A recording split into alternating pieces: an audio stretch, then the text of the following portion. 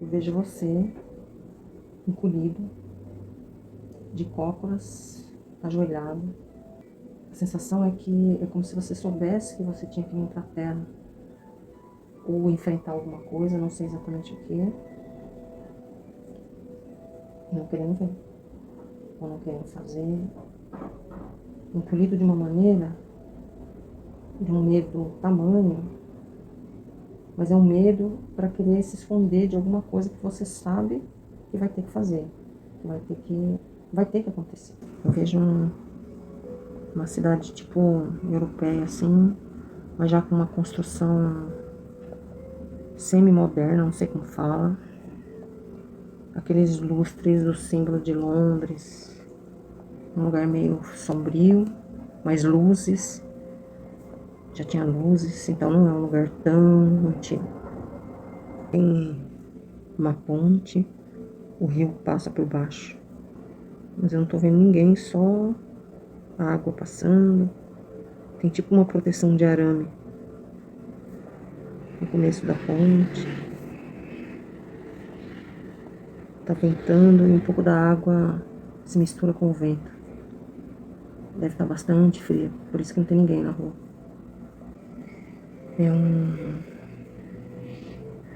como se fosse uma ponte lá nessa ponte, embaixo da ponte, perto desse rio. Me parece que é você ajoelhado na posição que eu vi, encolhido.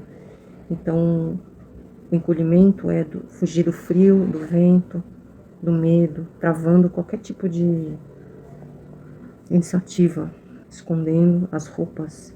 Mas é um menino ainda, não é um homem, é jovem. Parece que usa tipo um colete assim, sabe? E as roupas não estão apropriadas para aquele frio. São roupas leves. Então, muito frio. E aí eu vejo como se estivesse não querendo ouvir. Então, uma mistura de medo daquele lugar, daquele momento. Mas parece que tem alguém falando com ele. E ele não querendo ver, não querendo nada ali. Travado. Tentando sobreviver a isso. Acho que é uma pessoa que tem uma vida muito pobre. Vivia sob a terra. Não passava fome. Mas vivia escondido. Longe dos olhos das pessoas. Tenho a sensação de que ele é tipo médium mesmo.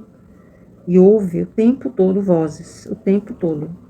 E aí, ele foi para debaixo da terra para não ouvir essas vozes. Então, ele não era uma pessoa pobre, mas ele escolheu ficar numa condição inferior para poder tentar não ouvir essas vozes. Então, os caras estavam o tempo inteiro falando com ele. E aí, ele mesmo se isolou. Era um menino inteligente, tinha uma boa aparência.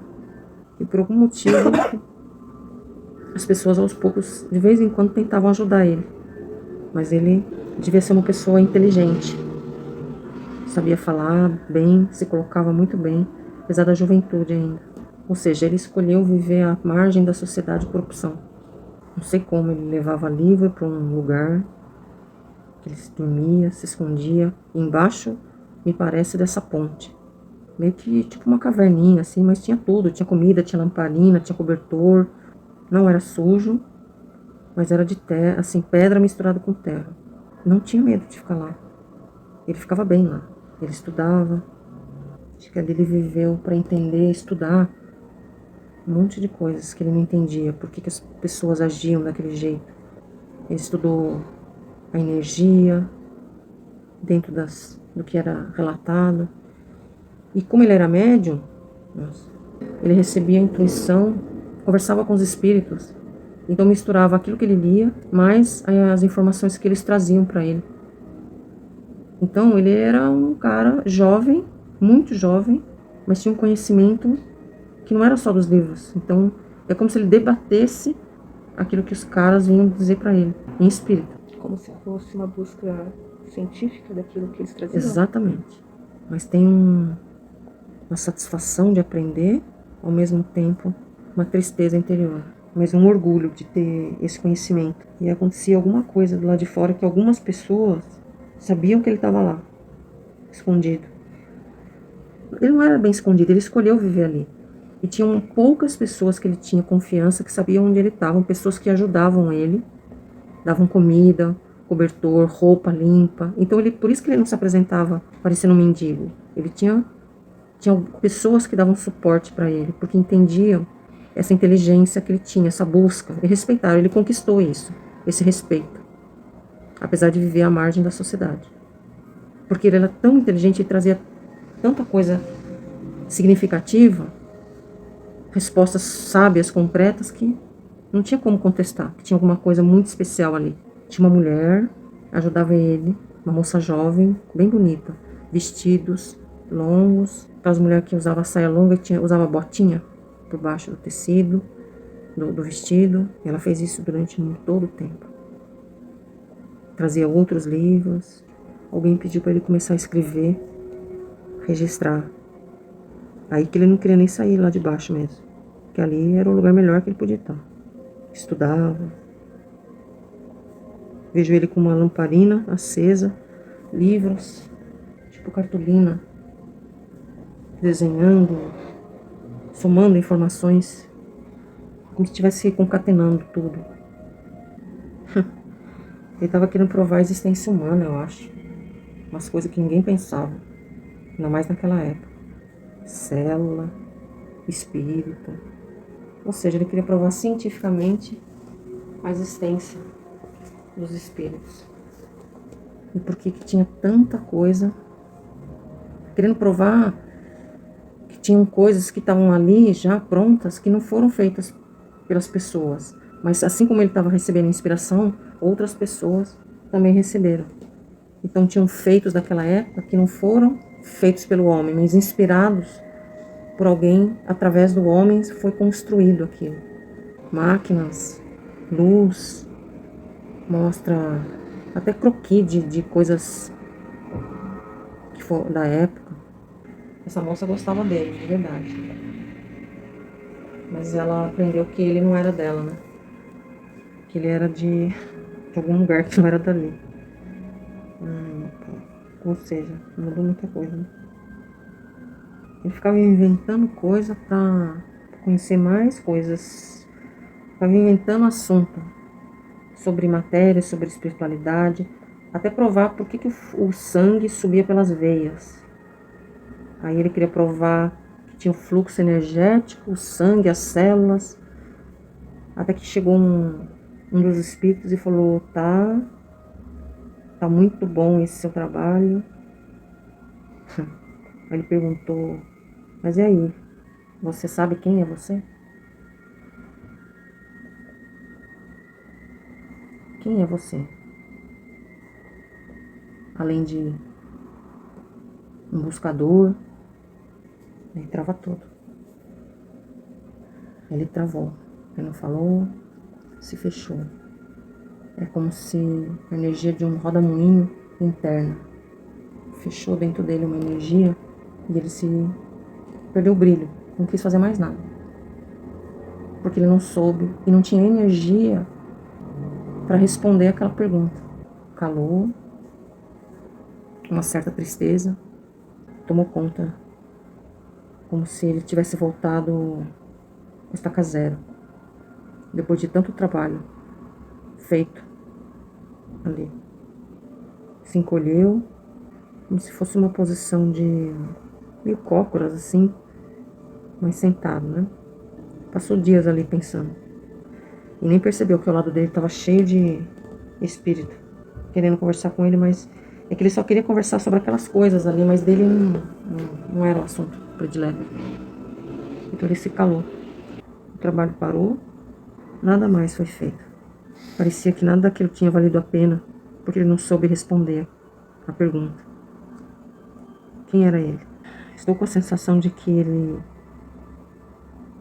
já tinha feito tanta coisa boa que deram a opção dele escolher e dizer: tá, por aqui acabou. Como se tivesse a opção, sem muitos problemas, de voltar para o plano espiritual. não teve assim, tipo, um sofrimento, uma morte. Ele simplesmente foi sacado do corpo e levado já direto para o plano espiritual. Puf. Sentado, tipo, um grupo de, acho que sacerdotes, esses caras de ensino mesmo, sabe? Antigo e tal, cadeiras, uma roda. Voltou para lá. É como se estivesse mostrando para ele que ele fez isso de novo.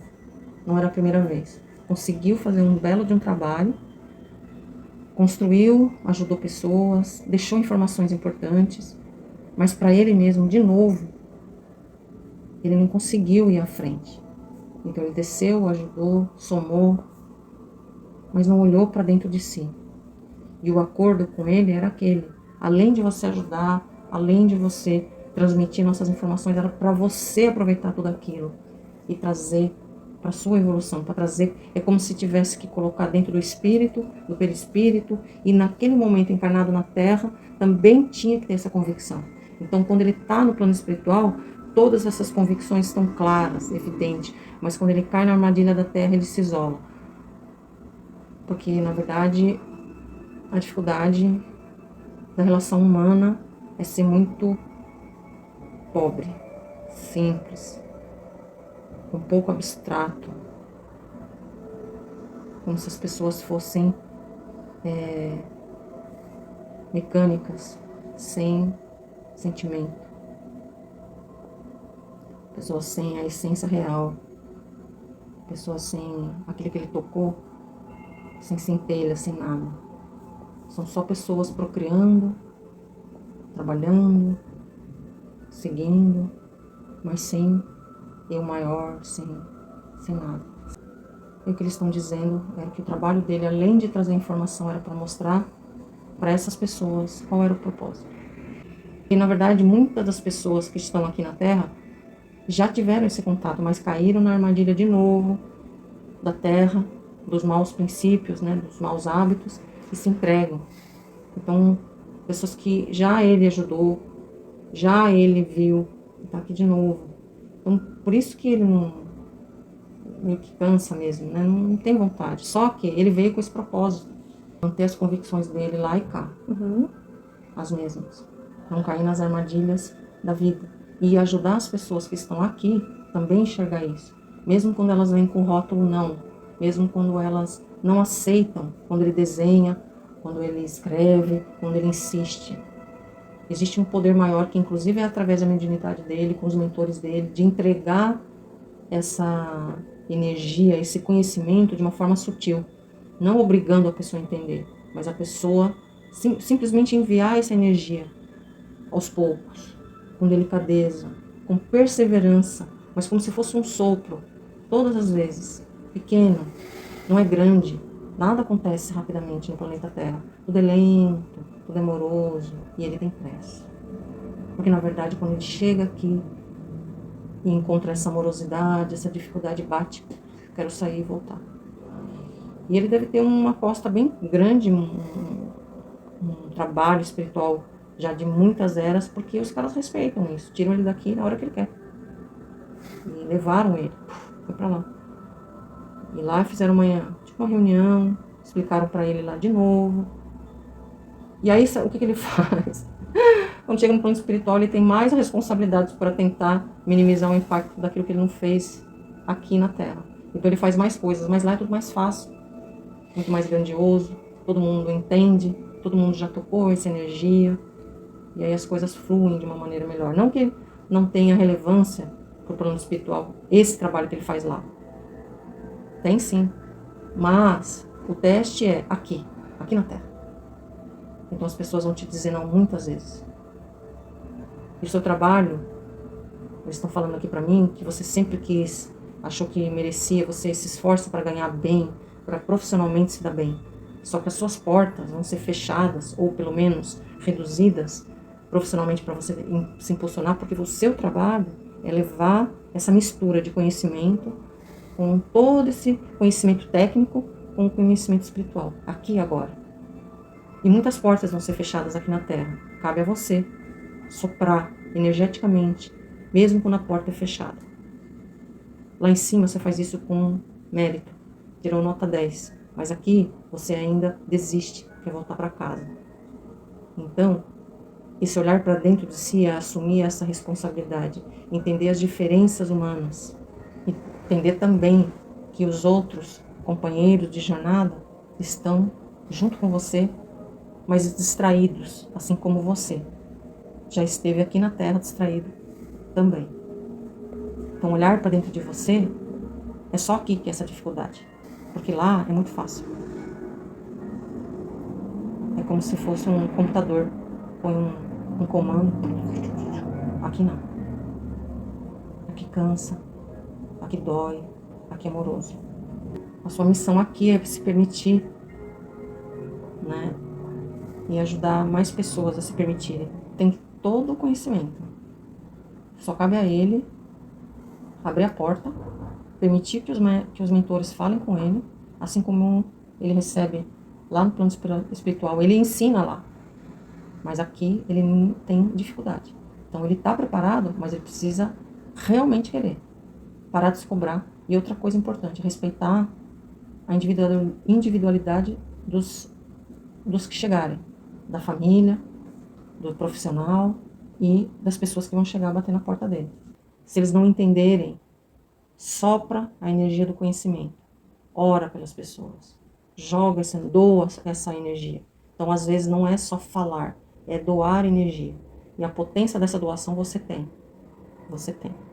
Entregar para as pessoas de novo, mesmo que elas sejam difíceis de mudar, muitas vezes sem empenho, sem dedicação, mas é isso. Todo dia coloca uma sementinha lá, em algum lugar. Vai germinar em algum ponto. E aí mostrar ainda a flor de lótus pulsando, com um lado bem cor-de-rosa mesmo, meio pro roxo, cor-de-rosa, até chegar no roxo, só metade dela, não sei porquê, como se tivesse um foco de luz só na metade. E é para você doar essa luz para as pessoas. Talvez a outra luz já seja sua, não sei, ou tá apagada. E precisa essa doação para ter o outro lado. Talvez para ele faça mais sentido do que para mim.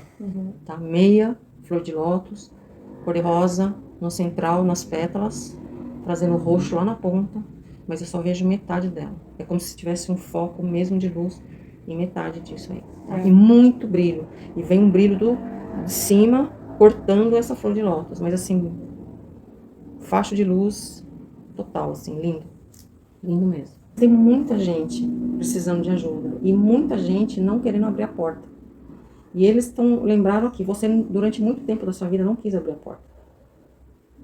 E quando você se nega a entrar lá no começo da cartilha para ensinar, é porque você não abriu todas as portas.